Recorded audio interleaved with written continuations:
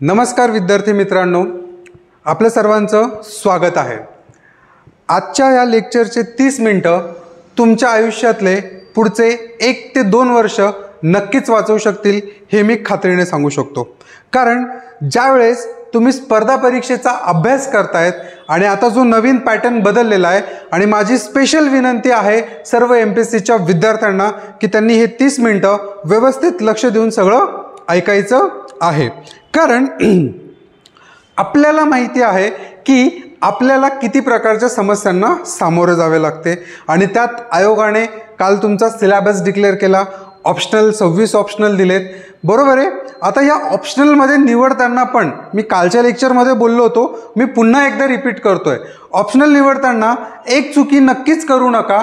सगळ्यात महत्त्वाची गोष्ट म्हणजे काय की तो जो ऑप्शनल पेपर आहे तुमचा तो कोणत्या विषयामध्ये आहे, म्हणजे कुठल्या विषयात तुम्हाला तो लिहिता येणार आहे, म्हणजे काय की मराठीत लिहिता येणार आहे की इंग्लिशमध्ये लिहिता येणार आहे। कारण आयोगाने काल डिक्लेअर करताना सांगितलं की काही ऑप्शनल पेपर जे आहे ते फक्त इंग्लिशमध्येच लिहिता येतील, त्यामुळे तुम्ही ऑप्शनलची सगळी तयारी करायची आणि तुम्ही म्हणाल की मला तो ऑप्शनल मराठीत लिहायचा आहे आणि तुम्हाला वेळेवर लिहिता यायचं नाही, त्यामुळे ही चूक झाली नाही पाहिजे। जसं आता उदाहरणार्थ ॲग्रिकल्चर हा जो ऑप्शनल आहे, आता बऱ्याच मुलांचं BSc ॲग्री असतं, MSc ॲग्री असतं आणि ते मुलं ॲग्रिकल्चर ऑप्शनल घेऊ शकतात, पण त्यांनी एक गोष्ट आवर्जून लक्षात ठेवायची आहे की ॲग्रिकल्चर ऑप्शनल हा फक्त आणि फक्त इंग्लिशमध्येच लिहिता येणार आहे, त्यामुळे ज्या मुलांना मराठीत लिहायचं आहे त्यांनी ॲग्रिकल्चर ऑप्शनल घेऊ नये।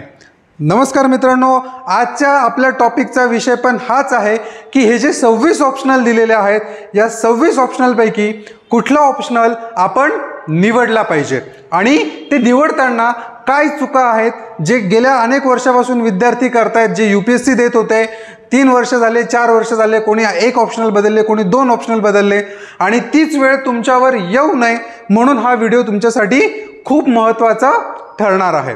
करेक्ट आहे? तर सगळ्यांना विनंती आहे आपण आपल्या लेक्चरला स्टार्ट करूया। जसं तो उदाहरण इथे मी हेडिंग टाकलंय, काय टाकलंय हेडिंग? ऑप्शनल पेपर कसा निवडावा, बरोबर आहे। ऑप्शनल कसा निवडावा, बरोबर आहे। सर्वसाधारणपणे आपले क्रायटेरिया काय असतात ऑप्शनलचे, बरोबर आहे, काय की एक पहिला क्रायटेरिया असतो मला आवडतो सर तो विषय।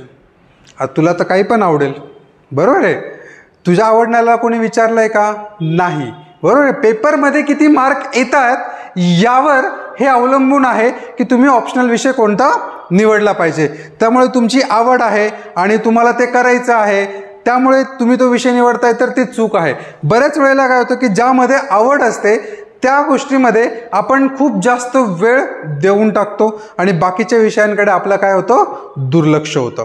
त्यामुळे शक्यतो खूप जास्त इंटरेस्ट आहे, खूप जास्त आवड आहे आणि म्हणून तो विषय घेतायत असं करणार असाल तर बिलकुल करू नका। त्यामुळे पहिला क्रायटेरिया तुमचा काय होतो ऑप्शनल निवडण्याचा, कट होतो, तो म्हणजे काय, तुमची आवड आहे, बरोबर आहे। दुसरा क्रायटेरिया काय आहे, सर माझ्या ग्रॅज्युएशनचा सब्जेक्टच, माझं BA पॉलिटिकल सायन्स झालं आहे, माझं BA हिस्ट्री झालेलं आहे आणि म्हणून मग मी काय करतोय, मी ऑप्शनल विषय तो घेतोय, तर ही चूक करणं पण टाळा मित्रांनो, बरोबर आहे। कारण एक गोष्ट जर तुम्हाला लक्षात आली असेल की ग्रॅज्युएशनचे 3 वर्ष तुम्ही कशा पद्धतीने काढलेत, बरोबर आहे। तो सिलेबस किती तुमच्या आवाक्यात होता, किती तुम्हाला समजला, किती लेक्चर्सला तुम्ही अंडरस्टँडिंग केलं हे समजणं पण काय आहे, तितकं गरजेचं आहे, बरोबर आहे। ठीक आहे, तुम्हाला थोडाफार 10-15% फायदा होईल की तुम्हाला काही कॉन्सेप्ट्स माहीत असतील, काही माहिती तुम्हाला असेल, पण पूर्णपणेच तो तुम्हाला उपयोगात ठरेल असं सांगता येणार नाही। त्यामुळे हा जो दुसरा क्रायटेरिया आपण ठरवला होता तो पण आपला काय होतो, इथे कॅन्सल होतोय की माझं ग्रॅज्युएशन होतं आणि म्हणून मी तो ऑप्शनल घेतोय, बरोबर आहे। त्यानंतर तिसरा, बऱ्याच विद्यार्थ्यांचं मी बघितलंय, सर मी ऑप्शनल का घेतला, माझ्या मित्राचा ऑप्शनल होता, माझ्या मित्राच्या बहिणीचा ऑप्शनल होता, ती IAS झाली, ती IPS झाली, ती DC झाली, ती DYSP झाली, करेक्ट आहे, आणि तिने मला तो ऑप्शनल सांगितला, माझ्याकडे त्यांच्या रेडीमेड नोट्स आहेत, तर त्या गोष्टीचा तुमच्या पेपरच्या ऑप्शनलशी काहीही संबंध नाही आणि ते घेऊन तुम्हाला जर वाटत असेल की माझ्याकडे नोट्स आहे, इथल्या नोट्स आहेत, तिथल्या नोट्स आहेत आणि तुम्ही जे रँक काढू शकाल, तर ही तुमची निव्वळ अंधश्रद्धा आहे. त्यामुळे तिसरा जो क्रायटेरिया आहे आपला की माझ्याकडे नोट्स उपलब्ध आहेत, माझ्याकडे अधिकारी आहेत आणि त्यांनी मला सांगितलं आहे, तो क्रायटेरिया पण तुमचा काय होतो, कॅन्सल होतोय. लक्षात ठेवा मित्रांनो. त्यानंतर एक चौथा असतो की सर गेल्या वर्षी या विषयाचा टॉपर होता, त्या विषयाचा टॉपर होता. आत्तापर्यंत असं बघण्यात आलेलं आहे UPSCच्या ट्रेंडमध्ये तरी की त्या वर्षी ज्या विषयाचा टॉपर असेल त्याच्या पुढच्या वर्षी त्या विषयाचे ऑप्शनलचे विद्यार्थी काय असतात, नेहमी जास्त असतात.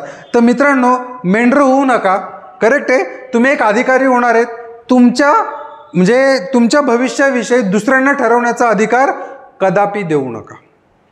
जर तुम्ही हे करतायत तर त्याचा अर्थ काय होतो की तुम्हाला तुमची डिसिजन मेकिंग पॉवर नाही आहे आणि तुम्हाला नेहमी दुसऱ्यांवर अवलंबून राहावं लागतंय. हां, तुम्ही विचारा ना. तुम्ही कोणाला विचारलं पाहिजे?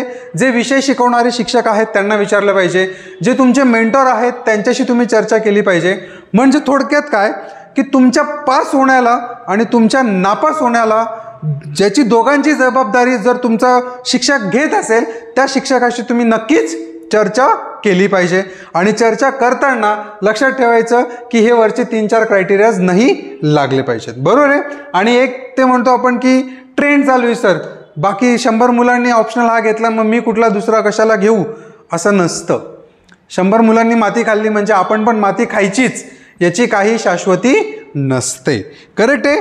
मग आता तुम्हाला एक गोष्ट लक्षात आली की जे माझ्या डोक्यात तर जे होते ते सगळे सरांनी नाही सांगून टाकले. करेक्ट आहे ना. माझ्या डोक्यात काय होतं की मला आवड आहे म्हणून मी ऑप्शनल घेणार, माझं ग्रॅज्युएशन झालं आहे म्हणून मी ऑप्शनल घेणार, माझ्याकडे नोट्स आहेत म्हणून मी ऑप्शनल घेणार, तो माझ्याकडे म्हणजे यावर्षी त्या ऑप्शनलचा टॉपर होता म्हणून मी तो ऑप्शनल घेणार आणि खूप मुलं तो ऑप्शनल घेत आहे म्हणून मी तो ऑप्शनल घेणार.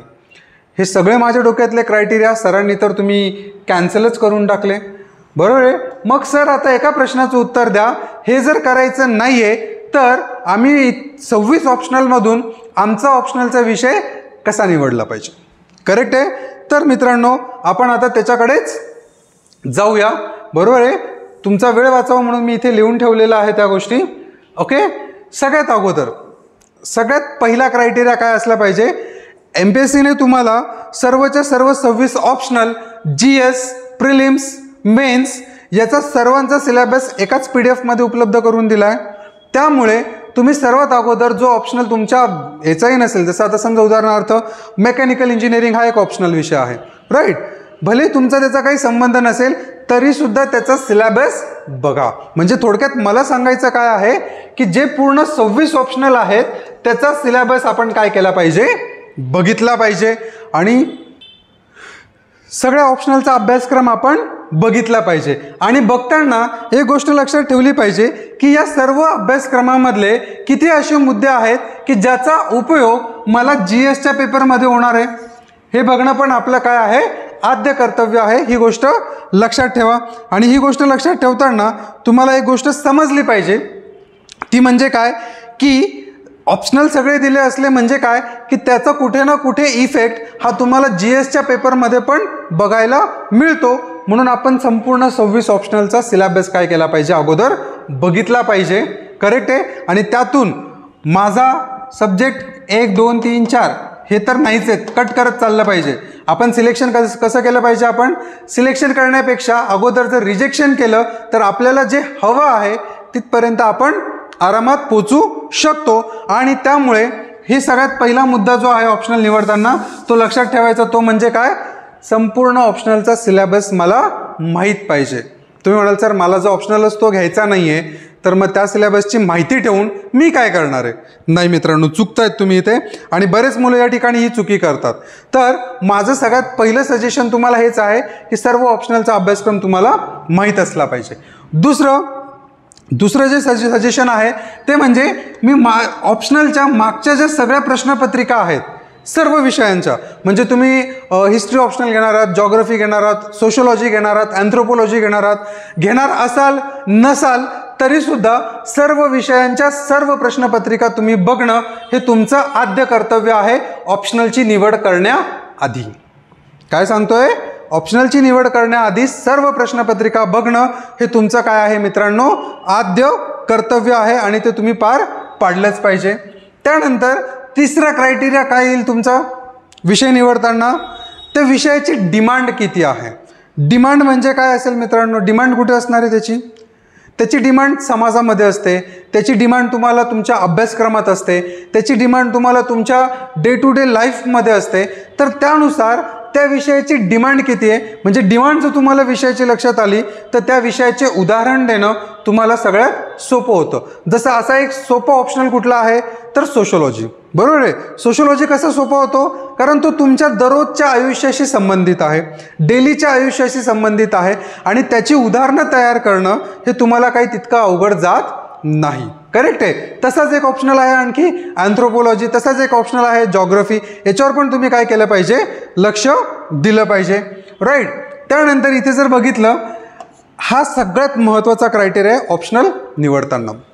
बघा, सगळ्यात महत्त्वाची गोष्ट सांगतो तुम्हाला, ती म्हणजे काय की कुठलाही ऑप्शनल तुम्ही निवडत असाल तर त्या ऑप्शनलची त्याची स्वतःची एक भाषा असते. बरोबर आहे. म्हणजे तुम्ही पॉलिटिकल सायन्स निवडला तर पॉलिटिकल सायन्सची जी कॉन्स्टिट्यूशनल भाषा आहे, बरोबर आहे, ती येणं तुमच्यासाठी गरजेचं आहे. त्यानंतर तुम्ही हिस्ट्री लिहिलं तर हिस्ट्रीची एक वेगळी भाषा आहे, सोशोलॉजी बघितला तर सोशोलॉजीची एक भाषा आहे, म्हणजे अँथ्रोपोलॉजीची आहे, इकॉनॉमीची आहे. प्रत्येक ऑप्शनल विषयाची एक भाषा आहे आणि त्यामुळे सगळ्यात अगोदर जर कुठली गोष्ट आपल्याला अडॉप्ट करायची असेल तर ती म्हणजे काय की त्या विषयाची भाषा ही आपल्याला जमत आहे का, त्या विषयाच्या भाषेनुसार आपल्याला लिहिता येत आहे का. हे जर तुम्ही बघण्यास सक्सेसफुल झालात तर तुम्हाला ऑप्शनलमध्ये नक्कीच 300+ मार्क पडतील. करेक्ट आहे.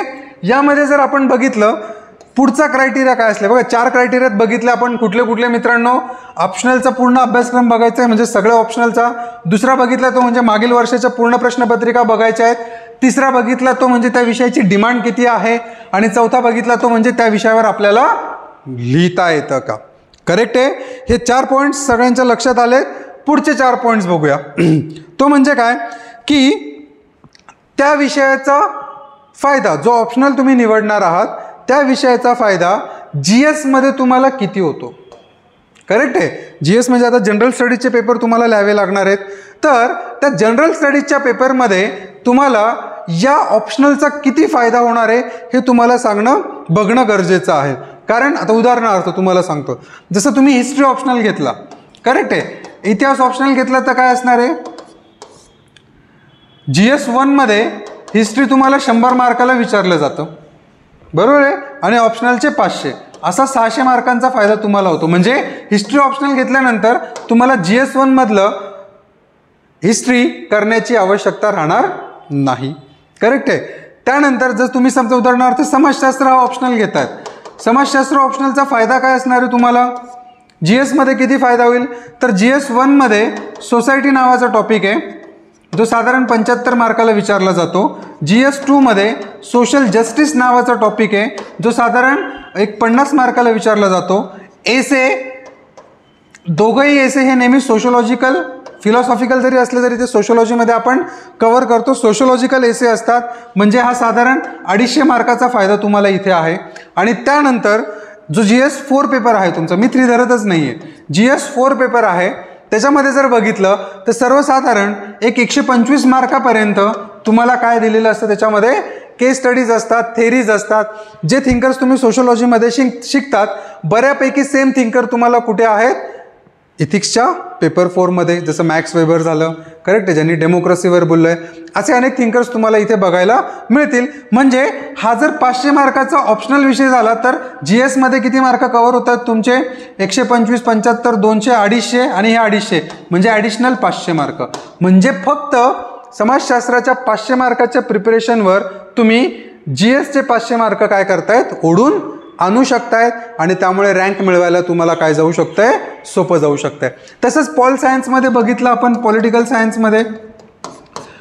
सायन्समध्ये बघितलं तर GS 2चे साधारण 175 मार्कापर्यंतचे पेपर, त्याच्यामध्ये प्रश्न तुम्हाला बघायला मिळतात. आणि पॉल सायन्सचे 500 म्हणजे असा 675 मार्काला पॉल सायन्स असतो.